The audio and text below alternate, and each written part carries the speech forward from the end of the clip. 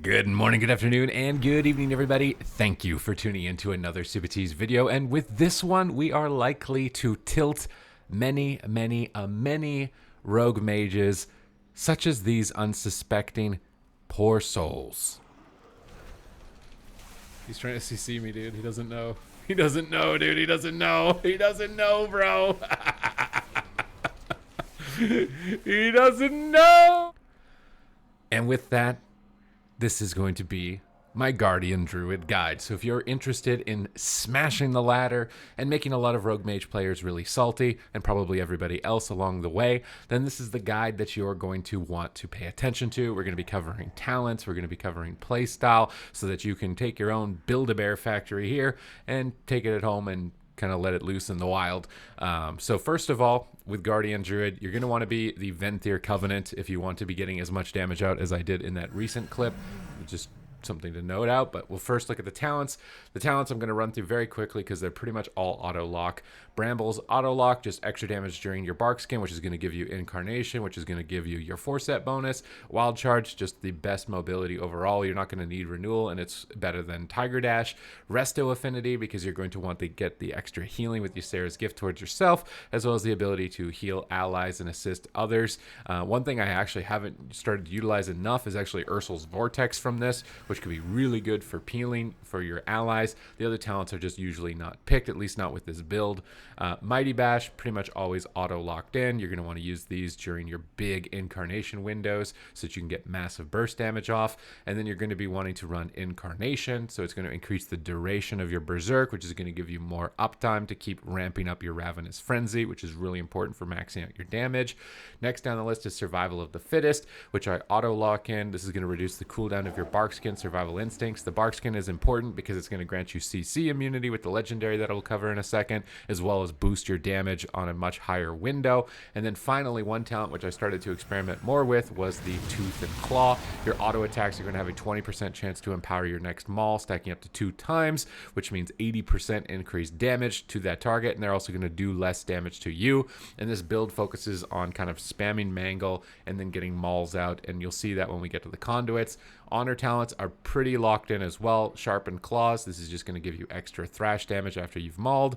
Den Mother to support your allies with 15% increased maximum health. It's also going to increase the damage of Demonic Tyrant if you're playing with a Demonology Warlock, as I was in that clip.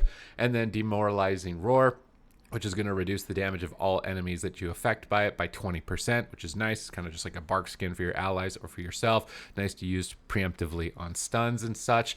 As far as other talents, sometimes I will drop Demoralizing Roar if it's not double melee DPS for Raging Frenzy to get a bit more damage, or potentially Overrun for an extra stun. I've thought about doing a little bit of experimentation with Alpha Challenge to get more single target damage. I took this against things like Shadow Priest when I saw it to try and just put our damage a little bit over the edge. And now finally we'll get into the Conduits here. I'm probably going to have to move my camera for you to see this, so bear with me for a second here.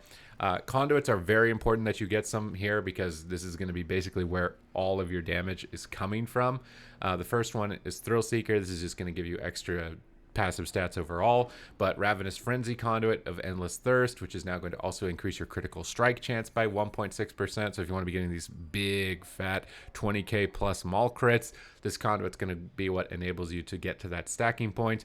Then Tireless Pursuit, which is just going to give you more mobility, just a really good finesse conduit for druids in general. Then we move down to Tough as Bark. This is going to, again, reduce the cooldown of your bark skin. Very important to have this on as low of a cooldown as possible. And then finally, we're going to be getting into the Unchecked Aggression, which is you gain 30% haste during Berserk, and you can already start to see the amount of stats that we are beginning to stack simultaneously during that big Incarnation window. Then Savage Combatant, and this one is very important. This is going to be Mangle increases the damage of your next maul by 30%, stacking up to 3 times. Take into account Tooth and Claw, stacking you up to 80%. So this is important synergies to take into account. I then go for Nimble Steps. So when you are dipped below health, you're going to auto root targets, but this is more importantly to get to the Well-Honed Instincts, which is just the best endurance conduit in general for Druid, which is fall below 40% health, and you will automatically cast Frenzied Regeneration. And then finally, the Fatal Flaw. And if you can somehow line up your Thrill Seeker stack so you have this versatility towards the end of your ramped up Ravenous Frenzy, you will absolutely destroy people. Like, you will completely crush them. You will break their spirits. You will just completely destroy them. As far as gear is concerned, you're going to want to obviously run Unity. This is going to be then each time Ravenous Frenzy is applied, you get a longer duration. As well as it won't overcome you as easily, but it's just for stacking up during Ravenous Frenzy. And then Legacy of the Sleeper, which is just kind of auto-locked in legendary for Guardian Druid.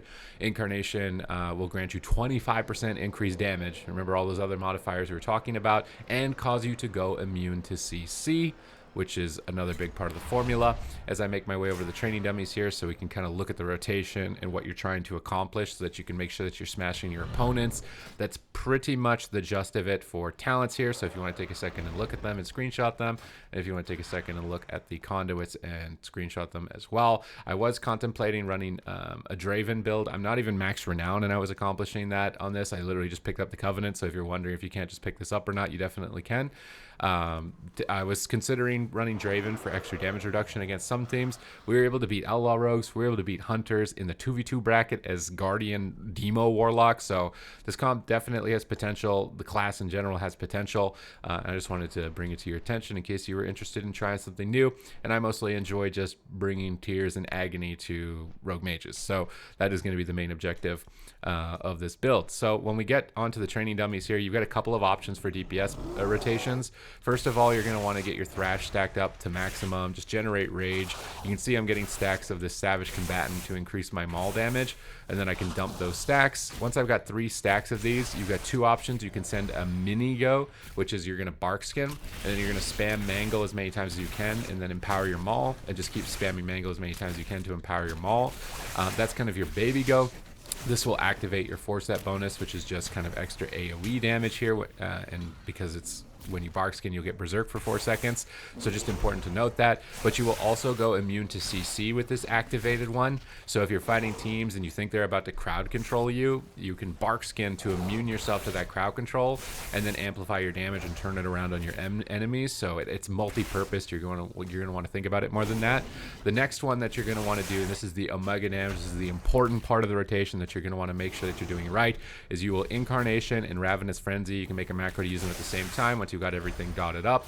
So you press your macro, and then you're just going to spam mangle till 3 stacks of Savage Combatant, and you're going to maul. And you're just going to keep repeating this over and over. You're not going to prioritize Thrash. You're not going to prioritize dotting, because the main purpose of this is to amplify the damage of your maul, and this is going to give you tremendous single target damage. And it's really important to always be spamming a global cooldown, so we're getting stacks of the Ravenous Frenzy, which you can see is scaling our percent damage really far and out of control. And this is where I said if you can line up your Thrill Seeker or your Euphoria, so you're getting that scaled damage with it in between the setup, then you are going to be doing monstrous amounts of damage.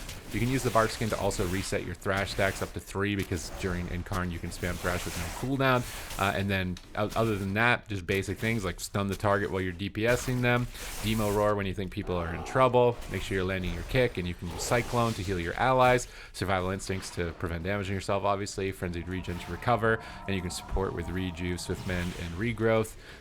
Yeah, all the other usual Druid utilities. You can see on the damage breakdown that we are getting 24k mauls. I'm not max conduits, probably could get a little bit higher than this, and then that's also why I was considering the taunt talent with this build. But you can pump out massive damage during that window.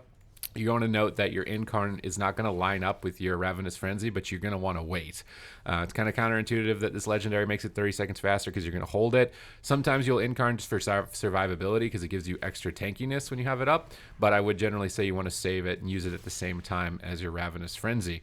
But other than that, that's my basic run through of my Build-A-Bear here. So if you want to create some Rogue Mage tiers and tear it up on the ladder, then this is going to be a great primer. Other than that, thank you very much for watching the video. If you would like this type of content and guides and news updates and all of that of the sorts, then make sure you hit the subscribe button. It's greatly appreciated. I'm really close to 40,000 subs, so I am trying to expand throughout the entire vastness of World of Warcraft here on this channel. So if you're interested in making sure that you're up to date with everything, then also hit the subscribe button. It's going to be a great benefit aside from my personal appreciation. So thank you very much, and I will catch you in the next video.